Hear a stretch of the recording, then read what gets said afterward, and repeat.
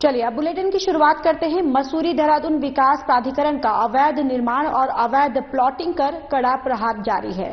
प्राधिकरण के उपाध्यक्ष बंशीधर तिवारी और सचिव मोहन सिंह बर्निया के निर्देश पर प्राधिकरण की टीम ने जनपद देहरादून के 4 स्थानों पे सीलिंग और ध्वस्तीकरण की कार्रवाई की है। आपको बताते चले कि एई शैलेंद्र सिंह रावत और जेई मुनेश राणा और लीलाधर जोशी ने पुलिस बल की उपस्थिति में देहरादून के सुमन नगर में अनुपम के अवैध निर्माण को सील कर दिया है। तो वहीं दूसरी ओर ग्राम मेहंदीपुर बद्रीपुर में सुनील तोमर की 25 बीघा और स्वराज हुकुम चंद भीम सिंह की 10 बीघा अवैध प्लॉटिंग पर कार्रवाई की गई है। भगवान सिंह की 6 बीघा और अवैध प्लॉटिंग पर कार्रवाई की गई है।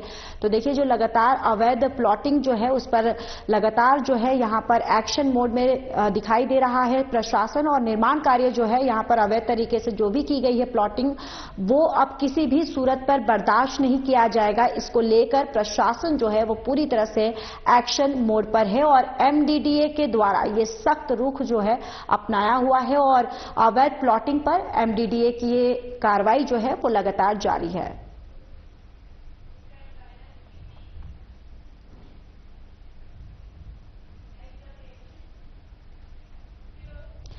आगामी चारधाम यात्रा की व्यवस्थाओं को सरकारी अस्पताल में दुरुस्त करने के लिए अभी से प्रशासन ने कसरत शुरू कर दी है, यानी कि जो तैयारियां हैं वो शुरू कर दी है। आज प्रभारी सीएमओ वंदना सेमवाल और एसडीएम स्मृता परमार ने सरकारी अस्पताल का निरीक्षण किया। इस दौरान उन्होंने तमाम व्यवस्थाओं पर अपनी नजर घुमाई। मौके पर साफ सफाई के इंतजाम कम दिखाई देने पर प्रभारी सीएमओ थोड़ी नाराज दिखाई दी।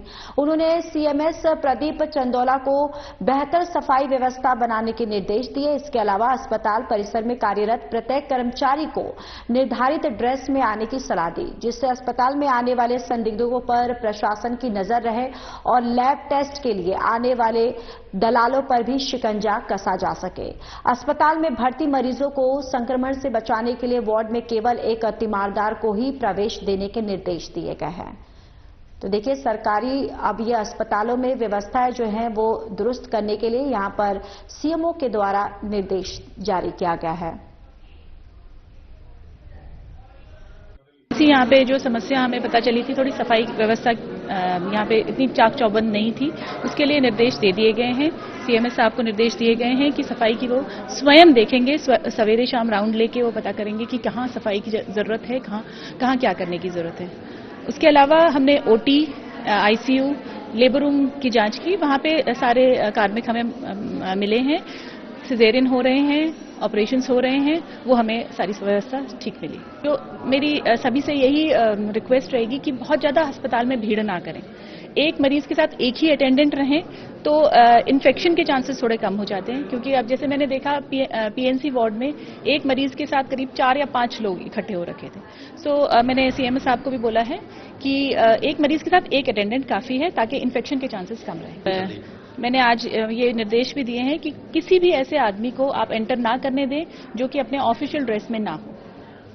बहुत रिक्वायर्ड है कि हम अपने जितने भी हमारे कर्मचारी हैं वो ऑफिशियल ड्रेस में रहें, अपना आई कार्ड कैरी करें और बीच बीच में हमारे सीएमएस पूरे अस्पताल का राउंड लेंगे, ये देखेंगे कि कोई अनाधिकृत व्यक्ति नहीं घूम रहा हो। सफाई व्यवस्था की हमने जांच की है और जो लेबर रूम और ओटी है वहां पे भी हम लोग गए कि सभी कार्मिक तैनात हैं या नहीं, सभी व्यवस्थाएं ठीक है या नहीं। तो हमने देखा कि सभी कार्मिक अपनी अपनी ड्यूटी पे नियुक्त थे और सभी व्यवस्थाएं ठीक पाई गई।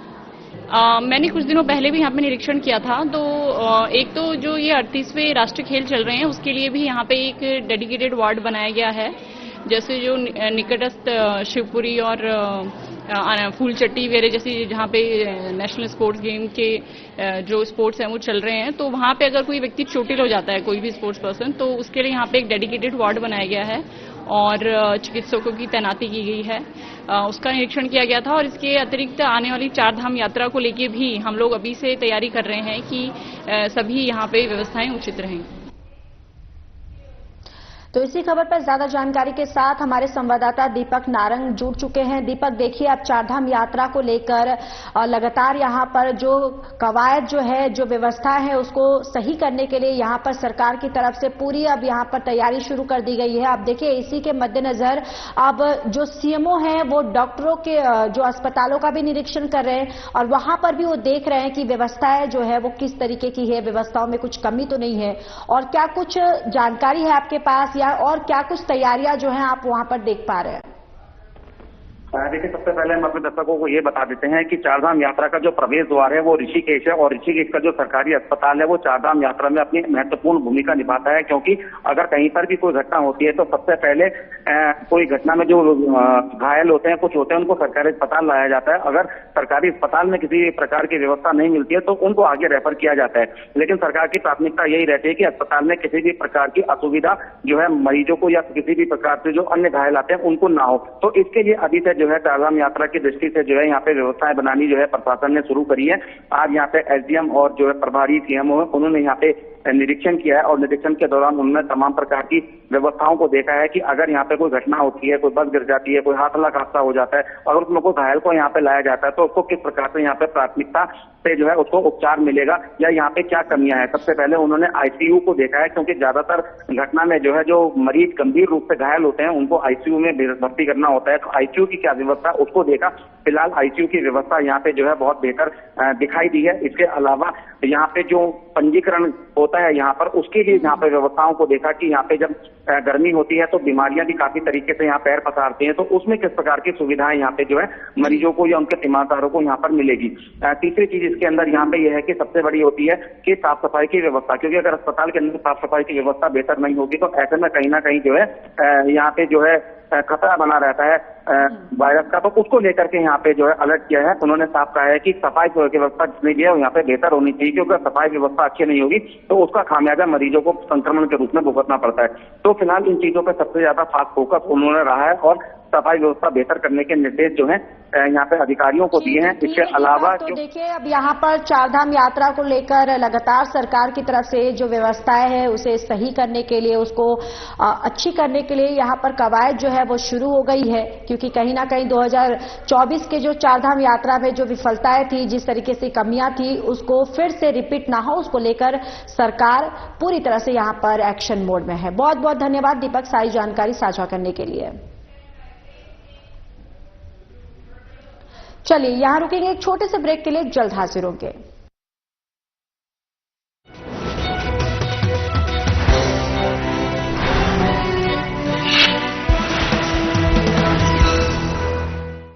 देवभूमि उत्तराखंड में 38वें राष्ट्रीय खेल शुरू हो गए हैं।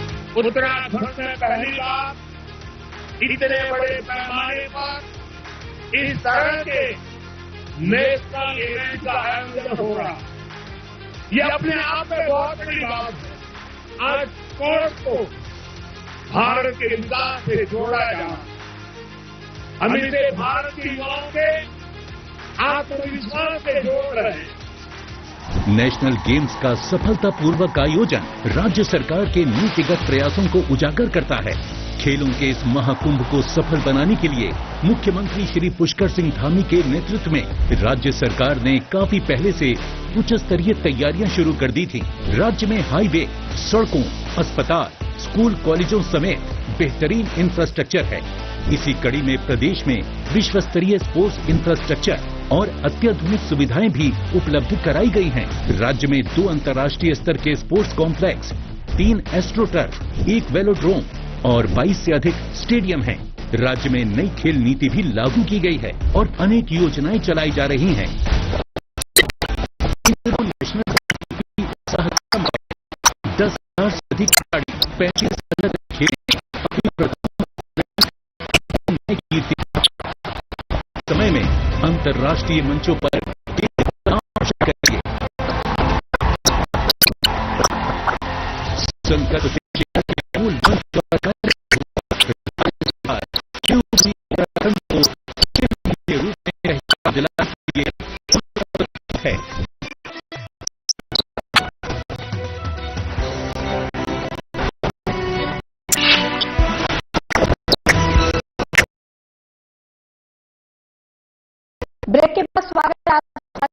में अब आगे बढ़ते हैं। ग्वालियर के दरियापुर क्षेत्र के हौसले इतने बुलंद है कि सरकार के नियमों को ताक पर रखकर अपनी जेबें गर्म करने के चक्कर में ये द्वारा किस तरीके से परिवहन करना चाहिए। खनन माफिया द्वारा जहां से मिट्टी उठाई जा रही है, वहां खड़े सरकारी पुल के पास की मिट्टी भी उठा ली गई है, जो बारिश होने के कारण किसी भी समय गिर सकते हैं। इतना ही नहीं, जब ओवरलोड डंपर सड़कों पर फुल स्पीड में दौड़ते हैं तो डंपरों में मिट्टी उड़कर दोपहिया वाहन चालकों के हाथ में गिरती है, जिससे दुर्घटना होने की संभावना है। तो वही इलाके से डंपर गुजर रहे हैं, जहां हर समय जाम की व्यवस्था बनी रहती है। कहना है कि ठेकेदार द्वारा डंपरों में ओवर मिट्टी भरकर सड़कों पर दौड़ाया जा रहा है, जिससे बाइक सवार लोगों की आंखों में मिट्टी गिरती है और एक्सीडेंट जैसी घटनाओं की संभावना बनी रहती है। सड़क के किनारे दुकान का कहना है ये डंपरों हमारे सर का दर्द बने हुए हैं। इस ओवरलोड डंपरों से आए दिन दुर्घटना भी होती रहती है।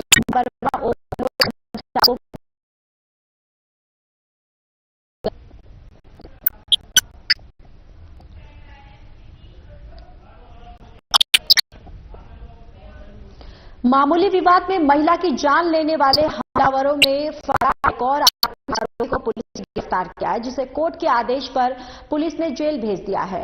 रायवाला थाना पुलिस के मुताबिक 2 दिन पहले मामूली विवाद में 2 पक्षों के बीच झगड़ा हुआ। झगड़े में एक पक्ष ने दूसरे पक्ष पर हमला कर दिया, जिससे कई लोग घायल हुए और एक महिला गंभीर रूप से घायल होकर अस्पताल पहुंची, जहां इलाज के दौरान महिला ने दम तोड़ दिया।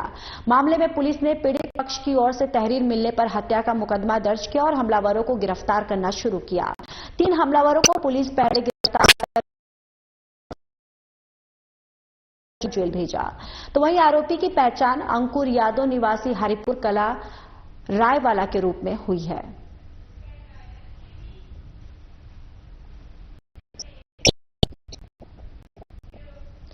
तो वहीं गर्मी के मौसम में वनाग्नि की घटनाओं को ध्यान में रखते हुए राष्ट्रीय आपदा प्रबंधन प्राधिकरण, गृह मंत्रालय और राज्य आपदा प्रबंधन प्राधिकरण की ओर से संयुक्त रूप से प्रदेश के 6 जिलों में 13 फरवरी को मॉक ड्रिल का आयोजन किया जाएगा। नियंत्रण और उचित प्रबंधन के लिए अल्मोड़ा, चंपावत, पौड़ी, टिहरी, देहरादून और उत्तरकाशी में मॉक ड्रिल किया जाएगा। मॉक ड्रिल को लेकर नियंत्रण को लेकर टेबल टॉप अभ्यास में कई विभागों के अधिकारियों ने प्रतिभाग किया। इसमें वन अग्नि को लेकर एनडीए में के द्वारा एक मॉक ड्रिल, एसडीआरएफ और बहुत सारे लाइन डिपार्टमेंट जितने भी इसमें इन्वॉल्व होते हैं सब लोग थे। डिटेल में एक एक चीज के बारे में चर्चा हुई है। यह मॉक ड्रिल पहले 7 जनपदों में की जानी थी, अभी वो 6 जनपद में की जा रही है, से अभी शामिल नहीं किया जा सकता है। उसके बारे में कैसे कैसे कार्रवाई की जानी है, एक एक बिंदु के बारे में किस विभाग के द्वारा क्या कार्रवाई की जानी है, कैसे कैसे कार्रवाई की जानी है, पूरा इंस्ट्रक्शन दिए गए हैं और सभी से ये कहा गया है कि आप इसके लिए अभ्यास कर लें बाकायदे।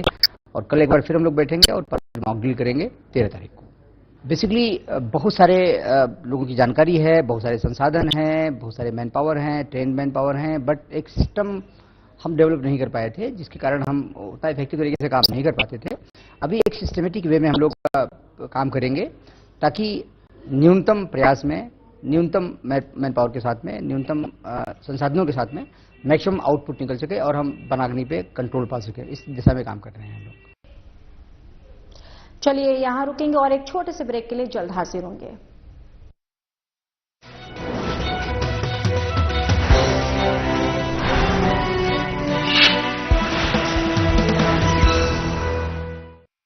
उद्योगों और उद्यमिता को बढ़ावा देने में अग्रणी राज्य उत्तराखंड ने अपने मजबूत नेतृत्व और अभिनव प्रयासों के बलबूते स्टार्टअप के क्षेत्र में स्थापित की हैं कई मिसाल। प्रदेश को एक बड़े स्टार्टअप हब में बदलने की दूरदर्शी सोच के साथ साथ राज्य में स्टार्टअप इकोसिस्टम को विकसित करने हेतु मार्च 2023 में नई स्टार्टअप नीति लागू की गई है। स्टार्टअप की फंड तक आसान पहुंच बनाने और राष्ट्रीय एवं अंतर्राष्ट्रीय स्तर पर मार्केटिंग के अवसर मुहैया कराने के साथ साथ जनपद स्तर पर लोगों में स्टार्टअप के प्रति जागरूकता बढ़ाई जा रही है।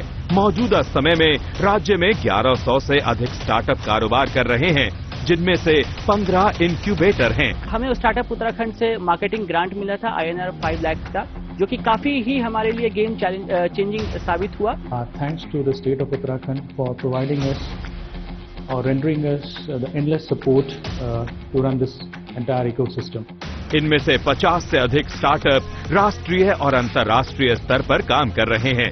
5 वर्ष में 1000 स्टार्टअप के विकास को प्रोत्साहन, प्रत्येक जिले में कम से कम 1 इंक्यूबेटर, उत्तराखंड वेंचर फंड यानी UVF की स्थापना, जिला नवाचार समिति की स्थापना, उद्योग अकादमिक सहयोग को सक्षम बनाना। नई स्टार्टअप नीति के तहत स्टार्टअप्स के लिए 12 माह तक 20,000 रुपए तक के मासिक भत्ते, 12,50,000 रुपए तक एक मुश्त सहायता जैसे वित्तीय प्रोत्साहन का प्रावधान है। इसके अलावा 5 लाख रुपए तक की IPR भुगतान और निशुल्क इंक्यूबेशन सहायता भी उपलब्ध है। साथ ही 3 लाख रुपए तक राष्ट्रीय और अंतर्राष्ट्रीय एक्सपोजर प्रोत्साहन और 1 करोड़ रुपए तक की पूंजीगत सहायता का भी प्रावधान है। नई स्टार्टअप नीति से रोजगार को मिला विस्तार, उद्यमिता को बढ़ावा दे रही उत्तराखंड सरकार।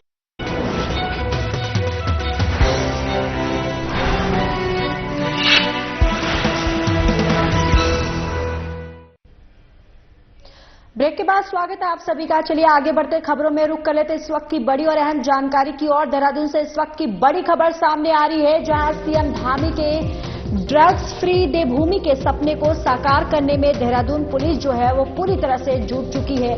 सड़क किनारे और सार्वजनिक स्थानों पर शराब पीने और शराब पीकर वाहन चलाने वालों के खिलाफ पुलिस का अभियान जारी है। तो ये बड़ी खबर देहरादून से। देखिए, सीएम धामी के ड्रग्स फ्री देवभूमि के सपने को अब साकार करने के लिए देहरादून की जो पुलिस है वो पूरी मुस्तैदी के साथ यहां पर जुट चुकी है। और SSP अजय सिंह के निर्देश पर शराबियों पर पुलिस लगातार शिकंजा जो है वो कस रही है। नगर से देहात तक लगातार दून पुलिस की बस सेवा जो है वो घूम रही है और साथ ही साथ बस सेवा से शराबी लगातार थाने पहुंच रहे हैं। सार्वजनिक स्थानों पर शराब पीने वाले 119 व्यक्तियों को दून पुलिस ने लाइन थाने लेकर आई और जहां 119 व्यक्तियों से 37,500 रुपए का जुर्माना जो है वो वसूला गया है। शराबियों के खिलाफ पुलिस का अभियान लगातार जारी रहेगा। ये SSP अजय सिंह के द्वारा ये बातें कही गई हैं और लगातार यहां पर अभियान जो है वो जारी रहेगा।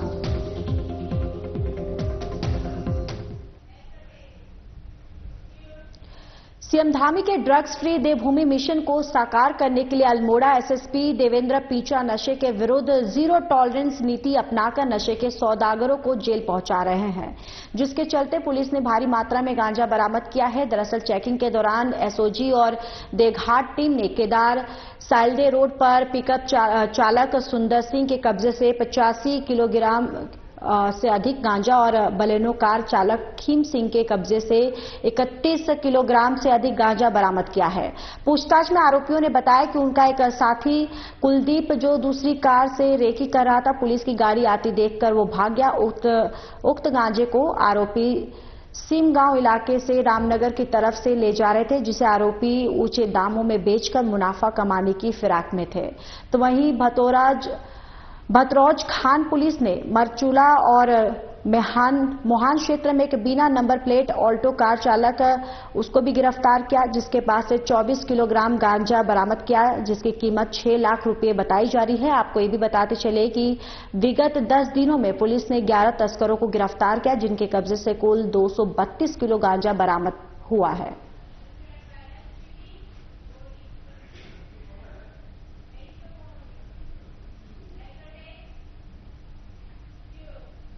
बहादुराबाद थाना क्षेत्र में पुलिस और बदमाशों की मुठभेड़ हो गई है। पैरों में पुलिस की गोली लगने से 2 बदमाश घायल हो गए, जबकि एक बदमाश को मौके पर ही गिरफ्तार किया गया।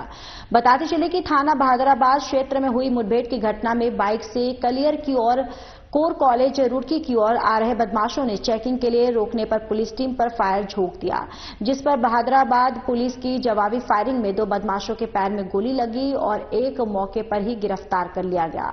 घायलों को इलाज के लिए सरकारी अस्पताल हरिद्वार भेजा गया। कप्तान प्रेमेंद्र सिंह डोभाल द्वारा अन्य पुलिस अधिकारी संग मौके पर जाकर गिरफ्तार किए गए बदमाश से पूछताछ की और अस्पताल जाकर घायल बदमाशों का हालचाल जाना। तीनों ही आरोपियों ने हरिद्वार के बहुचर्चित बहुचर्चित जिला चिकित्सालय के डॉक्टर गोपाल गुप्ता हत्याकांड को अंजाम दिया था। एसएसपी प्रेमेंद्र सिंह डोभाल ने बताया कि 31 जनवरी को जिला अस्पताल के चिकित्सक डॉक्टर गोपाल गुप्ता की हत्या कर शव को डिफेंस कॉलोनी के पास झाड़ियों में फेंक दिया गया था, जहां चिकित्सक के पिता राजकुमार निवासी मेन बाजार लक्सर की तरफ से हत्या का मुकदमा दर्ज कर लिया गया था और 6 टीमें हत्याकांड के खुलासे के लिए लगाई गई थी। लगातार हत्या करने वाले आरोपियों की तलाश की जा रही है। उन्होंने बताया कि पूछताछ में तीनों बदमाशों ने 31 जनवरी को चर्चित डॉक्टर गोपाल हत्याकांड को अंजाम देने की बात कबूल की। आरोपियों के कब्जे से मृतक डॉक्टर की बाइक और अन्य सामान भी बरामद हुआ है। 31 की रात को अर्ली मॉर्निंग में हमारे डॉक्टर गोपाल गुप्ता की एक डेड बॉडी बहादुराबाद थाना क्षेत्र में मिली थी, जिसमें तत्काल उनके परिजनों की ओर से एक अभियोग पंजीकृत किया गया था, क्योंकि ये घटना अज्ञात लोगों द्वारा की गई थी और इस हत्या में सभी एंगलों पे हम लोग काम कर रहे थे।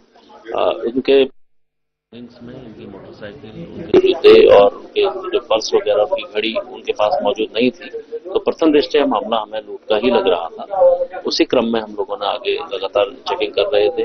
इसमें सभी जो टीमें हमारी बहादुराबाद क्षेत्र की CIU और SK सिटी के नेतृत्व में सभी टीमें लगी हुई थी, तो प्रथम दृष्टया बात हमें संज्ञान में आई थी कि ये डॉक्टर की हत्या के बाद ये बिलोंगिंग्स के साथ कुछ लोगों को कलियर क्षेत्र में देखा गया है। आज उसी चेकिंग के क्रम में आज इनको रोकने का जब कोशिश किया गया तो इनके द्वारा अपने भागने की नियत से पुलिस पर फायर किया गया। पुलिस ने इनको तत्काल रोका गया, न्यूट्रलाइज किया और इसमें से 2 लोगों के पैर में गोली लगी, जिन्हें अभी हॉस्पिटल में लाया है। एक व्यक्ति को अभी अरेस्ट किया है। प्रथम दृष्टया जो इनसे पूछताछ से पता लगा है कि डॉक्टर के पास जो लूट की नियत से इन्होंने ये घटना की थी, उसकी हत्या करने के बाद उसको साइड में डालकर उसकी मोटरसाइकिल, उनकी घड़ी और जो जितनी बिलोंगिंग्स थी उनको लूट लिया गया था।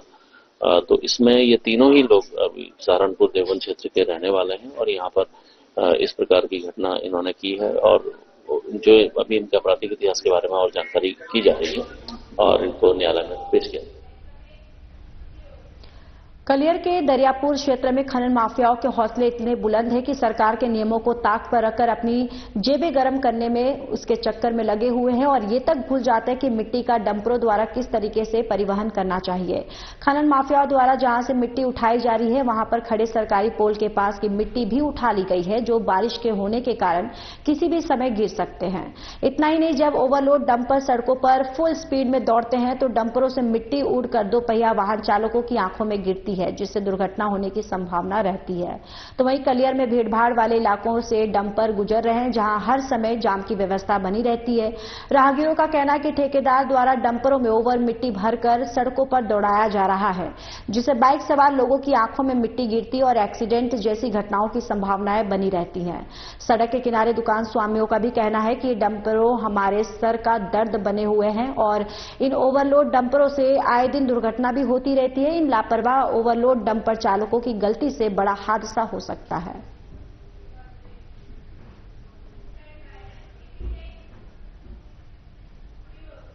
मामूली विवाद में महिला की जान लेने वाले हमलावरों में फरार एक और आरोपी को पुलिस ने गिरफ्तार किया है, जिसे कोर्ट के आदेश पर पुलिस ने जेल भेज दिया है।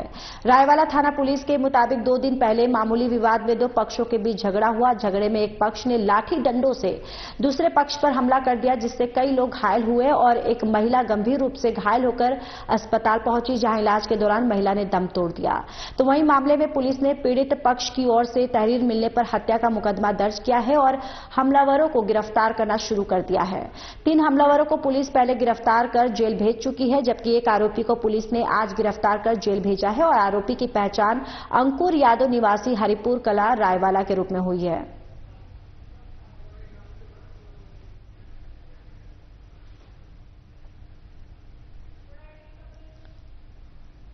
तो देखिए, पूरी जो वारदात है ये रायवाला की वारदात है, जहां पर 2 पक्षों में खूनी संघर्ष जो है वो चला है, जिसके बाद एक पक्ष की महिला जो है वो घायल हो गई, जिसे जिला अस्पताल पहुंचाया गया और वहां पर इलाज के दौरान उस महिला ने दम तोड़ दिया।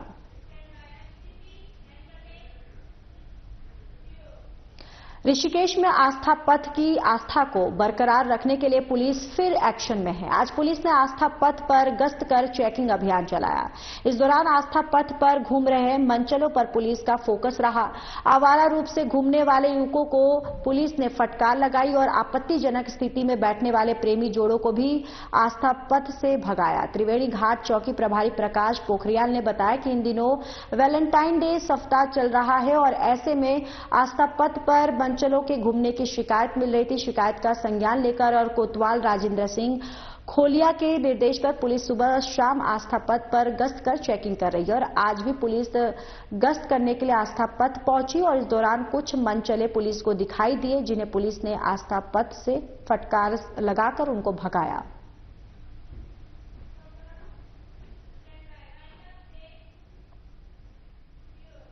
फिलहाल इस बुलेटिन में इतना ही। बाकी देश और दुनिया की तमाम बड़ी खबरों के लिए जुड़े रहिए हमारे साथ। नमस्कार।